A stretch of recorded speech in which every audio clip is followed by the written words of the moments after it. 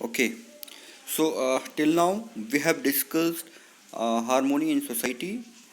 Based on this discussion, we have also discussed five dimensions. That is, education sanskar is first one of them.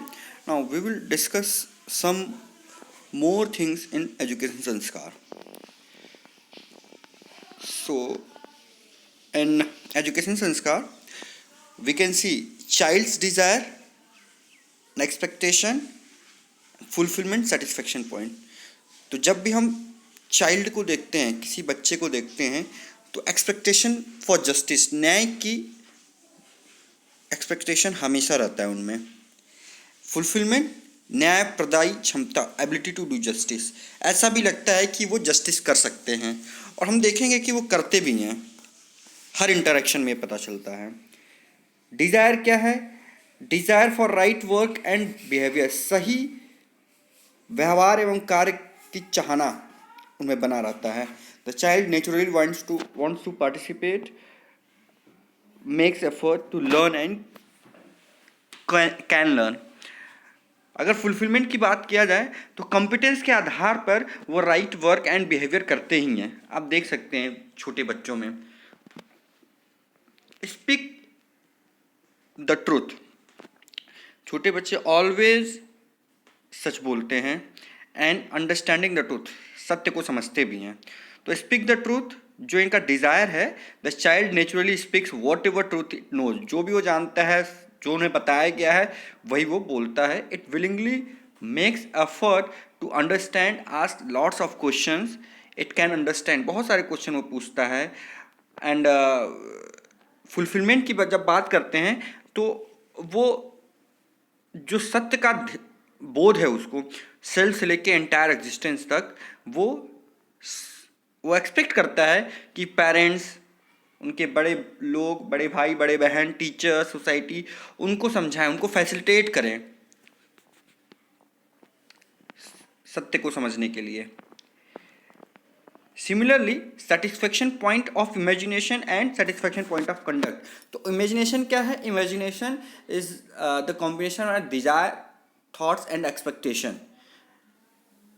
तो satisfaction point of imagination for any child क्या है? Justice from family to world family that leads to undivided society, and order from family order to world family order that is universal human order. Satisfaction point of conduct क्या है? Self discipline, जो हमको बाहर दिखता है.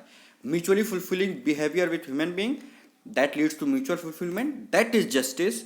And mutually enriching work with rest of nature that leads to mutual prosperity that is जो हम कहते हैं उसको कार्य, जिसका हमको आउटपुट क्या मिलता है? कोई फिजिकल फैसिलिटी मिलता है. तो अगर देखें ना कि जो सेटिस्फेक्शन पॉइंट ऑफ इमेजिनेशन है वो मान्यता के आधार पर नहीं है, वो उनके नेचुरल एक्सेप्टेंस के आधार पर बच्चों में चलता है. अभी उनमें मान्यता नहीं बनी हुई है. और जो कंडक्ट का सेटिस्फेक्शन पॉइंट है उसका आउटकम क्या है? डोमिनेशन नहीं है, उसका आउटकम आर्बिट्रेरीनेस नहीं है, मनमानी नहीं है. तो इसी के आधार पर हम लोग आज डिस्कस करेंगे जो भी चाइल्ड की अपब्रिंगिंग होती है, कहाँ से क्या वो सीखता है. ये एक प्रपोजल है, आप उसको एक वेरीफाई कर सकते हैं कि जब बच्चा 3 साल तक का है तो वो अपने परिवार में जितने लोग हैं उनको इमिटेट करता है.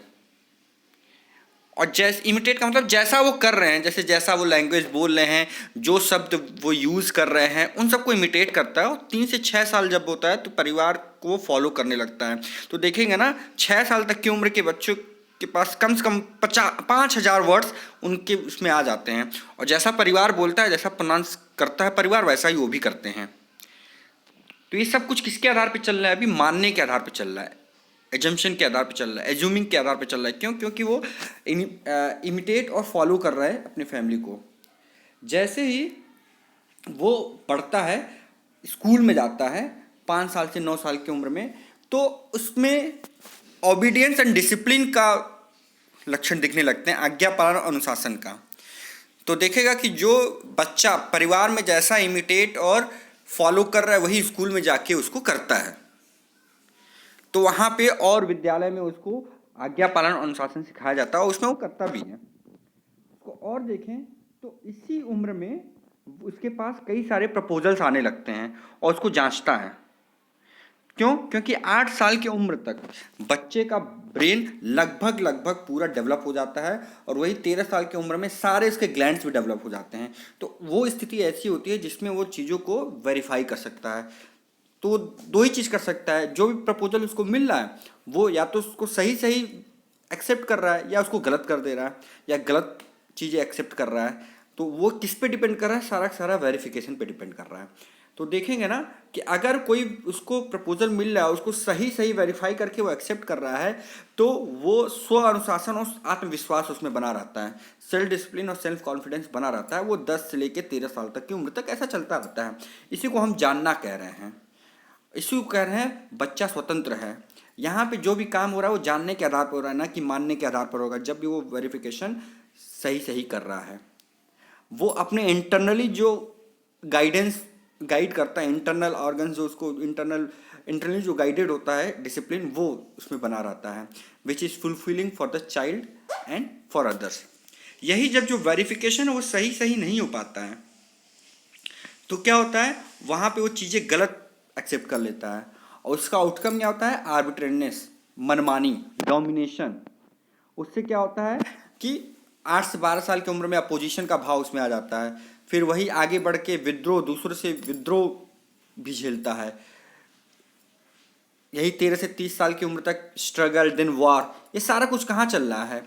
ये तब चल रहा है जब जो वेरिफिकेशन है वो सही सही नहीं हो पाया है। और यहीं पे जो बच्चा है वो परतंत्र कहलाता है।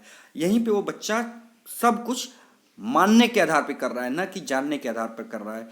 सब कुछ एक्सटर्नली उसको इन्फोर्स कर रहा है करने के लिए, सारा कुछ दबाव या प्रभाव में हो रहा है। तो यही देखेंगे, यही जब उनका नेक्स्ट जनरेशन बनेगा तो ये एक साइकिल बन जाता है। तो नेक्स्ट जनरेशन और लेस डेवलप्ड होगा, इसको हम कहते हैं लेस डेवलपमेंट। तो नेक्स्ट जनरेशन और लेस डेवलप्ड होगा। हमें क्या चाहिए? हमें डोमिनेशन नहीं चाहिए, हमें क्या चाहिए? संबंध पूर्वक जीना है। हमें सेल्फ डिसिप्लिन चाहिए, हमें सेल्फ कॉन्फिडेंस चाहिए। वो किसके आधार पे होगा? मानने के बाद जानने के आधार पे। तो मानना कहाँ हो रहा है? मानना तो 6 साल तक की हो रहा है, उसके बाद जानने की क्रिया हो जा रही है। वो किस पे डिपेंडेंट है? सेल्फ वेरिफिकेशन पे। Parent teacher child relationship. तो अगर देखें ना, पेरेंट और टीचर का चाइल्ड के साथ क्या रिलेशनशिप है?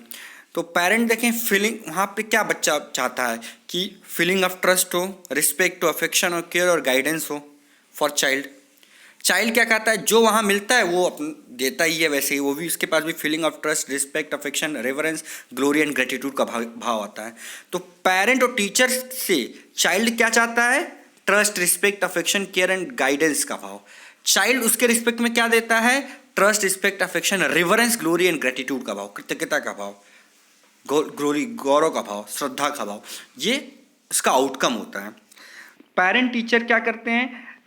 एक्सीलेंस या उसके लिए कुछ प्रयास करते हैं और चाइल्ड उसी से इंस्पायर्ड होता है जो उनके पेरेंट और टीचर करते हैं।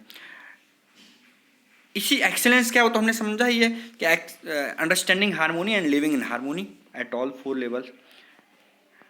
तो सेल्फ रिफ्लेक्शन में देखें तो if you did not get the proposal for right understanding or feeling in relationship or physical facility from your previous generation, it was because they did not have it, so they could not share it. They did have it but they did not want to share it. ये दोनों चीज़ें हो सकती हैं। If you now understand that all three are required, what is your responsibility? अगर आपको पता है कि समझ, संबंध, सुविधा तीनों जरूरी है तो क्या आपकी रिस्पॉन्सिबिलिटी है? तो to make effort to develop what is lacking, जो भी मेरे अंदर कमी है उसको डेवलप करना, और उसके लिए अगर मेरे कम है तो जो भी ज़्यादा समझदार है उससे हम कुछ हेल्प ले सकते हैं। And to complain and not make effort for what is required. तो दोनों में से आप देख लें आप क्या करना चाहेंगे। And what is your mode of deciding?